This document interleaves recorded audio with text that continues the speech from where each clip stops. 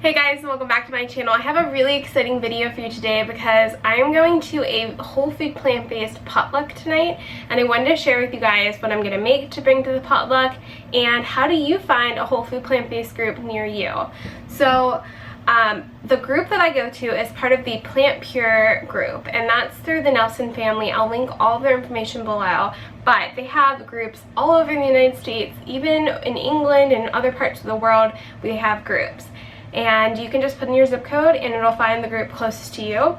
I know I've helped someone in the past find one that they didn't realize was 40 minutes away from them, and then now they can be a part of it. So I will link how you find this group, and if there's not one by you, they have the tools and information to help you start your own group, which is really great. I love my group because it helps inspire me, keep me motivated. You get to hear all the success stories and different ideas. There's cooking demos, lectures, different things that, you know, really help me stay accountable month to month. But what's really exciting about tonight is a potluck. So everyone's going to bring a dish of their favorite whole food plant-based recipe, and I wanted to share with you guys what I'm going to bring. So I'm going to bring a dessert, and I'm also going to make chips and kind of like a summer salsa from the How Not to Die cookbook recipe. So I'm going to do like a spin-off version of that. So I'll link that above where I made the summer salsa if you're interested, but I'll show you guys how I make it. So I'm going to start off by making this pie because it does take a few hours to set in the fridge, and it's around 2 o'clock now. My meetup is at 6:30, so I want to get this going. So we're going to make the crust. I have these parchment paper rounds that I found off of Amazon. I'll link them below, but they're the perfect size because I don't have to cut them.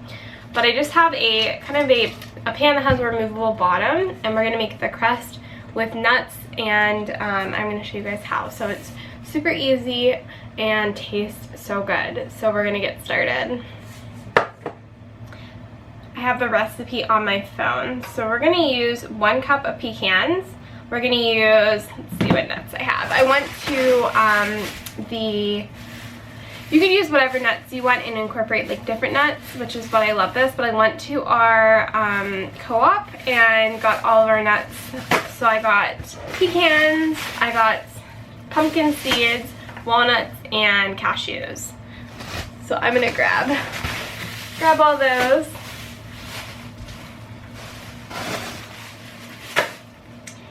And I just like switching up what nuts I use in this, so it can be whatever. So I'm going to use 1 cup of pecans.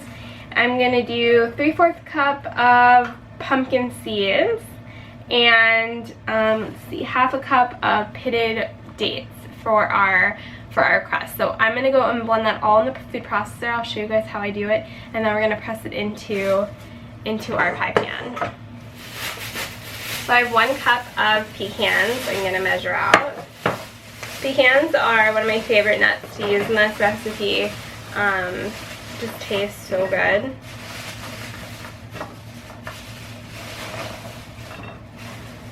Okay, 1 cup pecans. And I'm just putting this into a food processor. And I'm going to use 3/4 cup sunflower seeds. All of my nuts and seeds right here. 3/4 cup.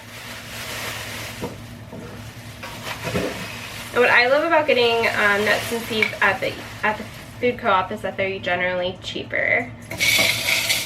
And then I'm going to add, let's see, 1/2 cup of soft pitted dates. So I'm just going to go and pit some dates for 1/2 cup, which I think is around like 4 dates. So I'm just pitting them and adding them into my food processor. And these are already pretty soft because they left them out on my counter, which is, it's pretty warm in Pittsburgh this time of year. We're going to do 4 dates. Now I'm going to pulse that all up, and I'm going to show you how I press it into our pie pan. If you notice that your crust isn't really sticking together, just go ahead and add about 2 more dates, which is what I'm going to do now. I like adding as I go because then it lets me know, and some dates are smaller than others. So I'm going to add about 2 more. Now that our crust is ready, what you're going to do is you're going to dump it into your lined spring pan.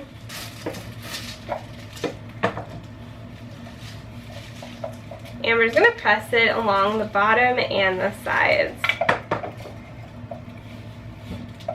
And if you don't like pecans, you could use cashews or whatever you want. But I'm just going to go ahead and, those dates really act like the glue. And you just want to do an even press into. You don't want it to be too high on the other side because we have to add our filling. But like, how long did that take to make crust? Literally seconds. Which is why I love this, and it's so good for when it's hot. Not that you could like have this dessert out at a party for like hours. You want it to, you know, go from the freezer and then be out for a little bit, but then eaten pretty quickly. But it's super like refreshing on a hot day. So I'm just going around with my fingers and trying to evenly spread the pan. And then you just want to, it's going to make kind of not a very tall crust, but you just want to make sure that it's a little bit on the sides too. You could double this recipe if you wanted to use a bigger pan, or if you want it to be like a thicker crust. You could definitely double it and make the crust taller. I have some fresh strawberries I'm going to put on top already. I'm thinking about that. But we're going to make the filling in a second. Okay, this looks pretty good. When it chills, it'll help stick everything together. You just want to kind of press it down. So we have our crust, super easy. And now we're going to make the filling in my Vitamix blender. You could use your blender, but it'll help make everything nice and smooth. So I have my Vitamix. Let's see what I need. I have, again, my whole thing is on my phone. So we're going to do 3/4 cups of cashews. Now you could soak these, but my Vitamix is pretty awesome, so I don't need to soak them. You should soak them for like 3 hours if you don't have a Vitamix. But that's one of the nice things about the Vitamix, is that it's so powerful about it. I notice I don't really need to soak nuts. So 3/4 cup of cashews. This is a pretty high nut recipe, so just be wary if you're trying to lose weight. This might not be the best dessert, but again, if you're taking it somewhere and you're only having a piece, I think you're in good shape. But it's still whole food plant-based. So we're gonna do some lemon juice. I'm gonna squeeze in 1 lemon, 1/2 lemon. If you like it really lemony, you could do a full one. So I have half of a lemon right here I'm gonna squeeze into. So squeezing in half a lemon. This makes it really light and refreshing and complements it. So I had a really nice juicy lemon. You're also gonna add 1 ripe banana. This one's very ripe.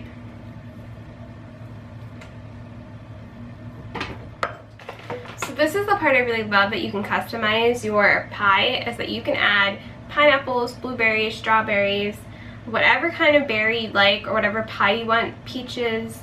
You could do an assortment of 2 different items, a whole bunch. I'm going to make mine mixed berry, but you could do whatever you want. I'm going to do 1/2 cup of frozen mixed berries. This is like the base, and now we're making it what we want.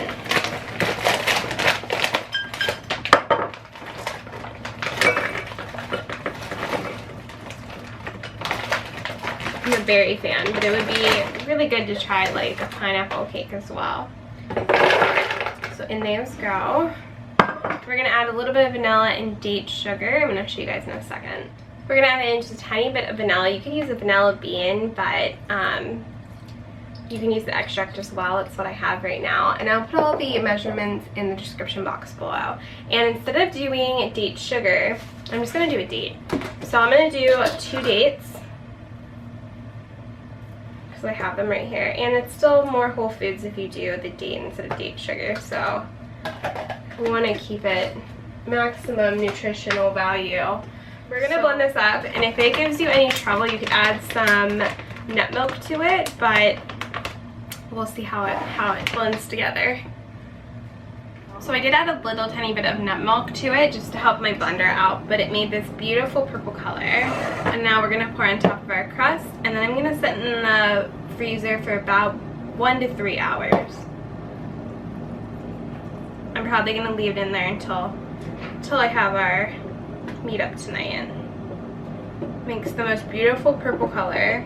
Like I said, you could do a whole bunch of variations of fruit, which is great. Someone loves cherries, so you could do a cherry version. And then after I pull it out, I'm gonna decorate it with fresh strawberries. You could add blueberries, whatever fruit you want to have on top. I'm just going around and making sure it's sealing the crust. And just like kind of evening out our mixture. Tastes so good though. I already had a little taste. I'm going to show you guys an up close version of it. And I'm going to stick it in our freezer for about a couple hours till I have the meat up. Right before we have it, I'm going to take it out and decorate it, and then I'll take it to the meat up, hurry up, and we'll cut it up there and enjoy.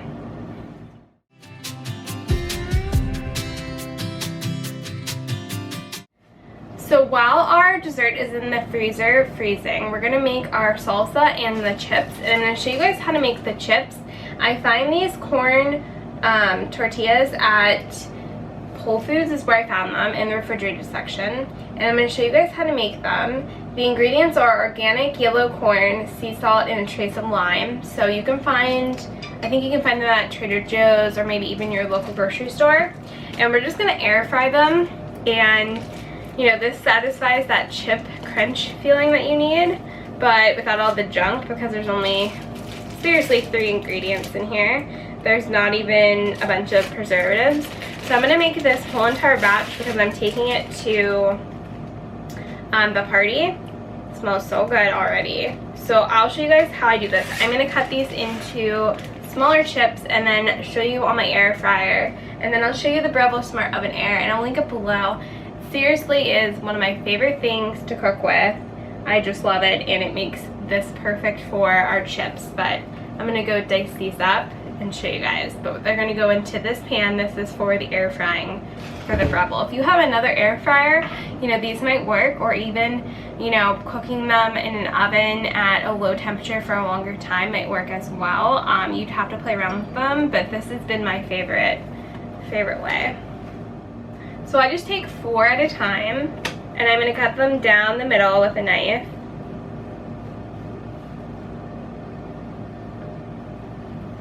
And then I'm going to cut them the other way, so it gives me 4 chips per wrap. And then it helps you keep them all the same size. But if they're different sizes, I mean, it doesn't really make a big deal.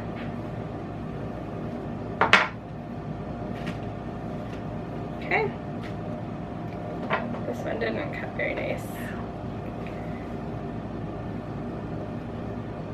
Okay. So now I have my little triangles.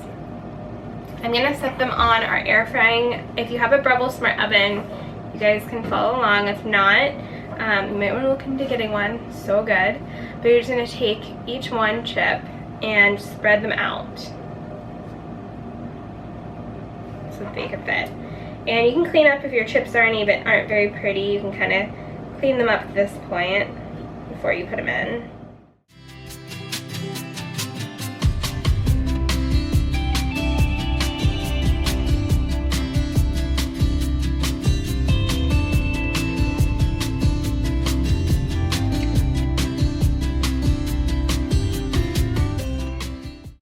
This is going to be like the easiest making chips you've ever done.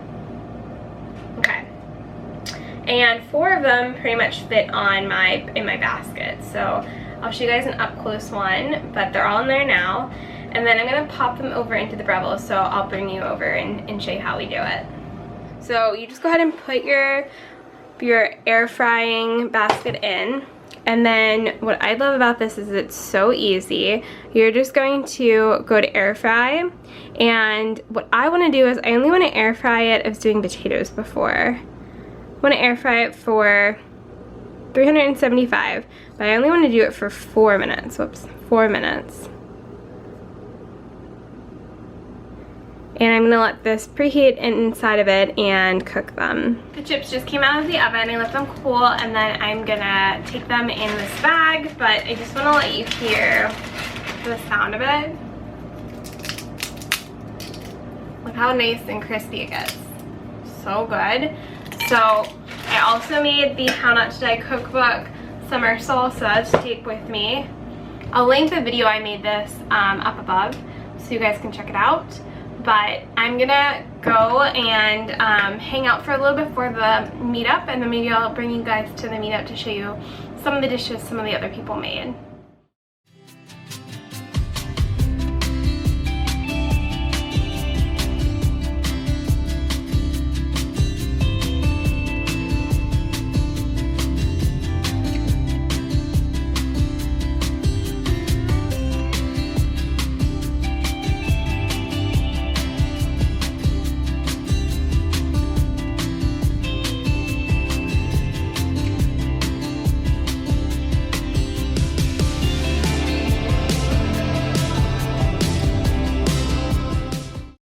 I hope you enjoyed all of the amazing food video. I was gonna film more, but I didn't want people to feel weird about having a camera in their face, so, or having themselves on the internet, so I just did the food, but it was so good.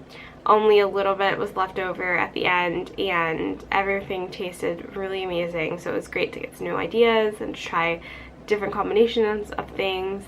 I love my whole food plant-based support group, and we meet once a month, like I said. But how I found it was, there's a website called Plant Pure Pods and .com. I'll have it all linked below, but you go on and you click the link find a pod, and you can find it by location or the pod's name. So if you already know a pod that you want to join your area, you can type in the name, but by location is great because you can just type in your city and zip and find whatever pods are closer to you. I helped somebody find on Facebook, somebody was interested, and I helped them find a pod that was, they found out there was one 40 minutes from them, so that's not too bad.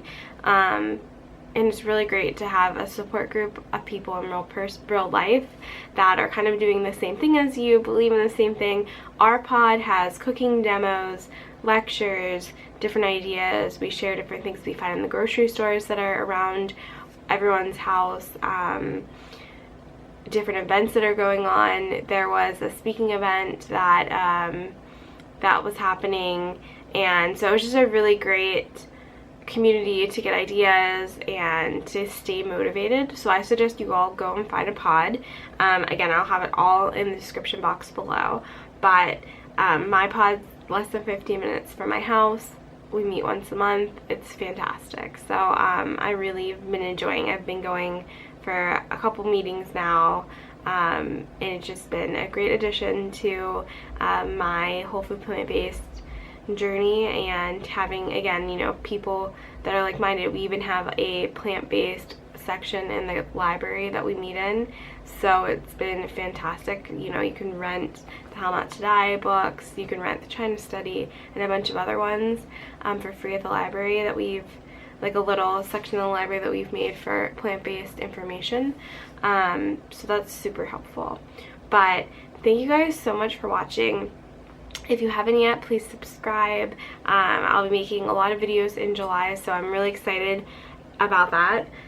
We also have, we're also traveling outside of the state in July, so that's also exciting, where there will be some different kinds of videos as well, and I have a bunch of cooking ones coming out soon, so you don't want to miss it. So just hit the subscribe button below, and make sure you like this video.